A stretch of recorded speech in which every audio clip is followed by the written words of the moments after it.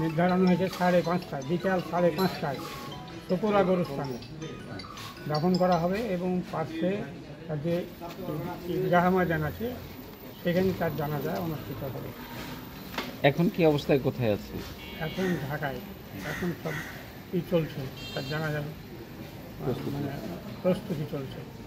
ওটা হয়ে গেলে হেলিকপ্টার যোগে আসবে এবং সেখানে ক্যান্টনমেন্টে ল্যান্ড করবে। ও একটা লাস্ট শুধু আসবে হেলিকপ্টারে, আর বাকি যারা আছে তারা সেই বিমান বাহিনীর বিমানে আসবে, তাতে আসবে বিমানবন্দরে আসবে। সেখান দিয়ে সরাসরি লাশটা যাবে আপনার সপুরা গরুস্থানে। জানাজাটা কোথায় হবে? রাজশাহীতে কোথায় হবে? সপুরা গরুস্থানে পশ্চিম দিকে যে একটা ঈদগাহ ময়দান আছে সেখানে হবে। না না, ঢাকা থেকে কি যে এটা জানলেন যে তারা হ্যাঁ, ঢাকা থেকে। সময়টা কারা বলবে? একটা আমার ছেলে আছে, মামা আছে, মামা বলে যে না 5:30টায় এটা সঠিক আপনারা ঘোষণা করেন।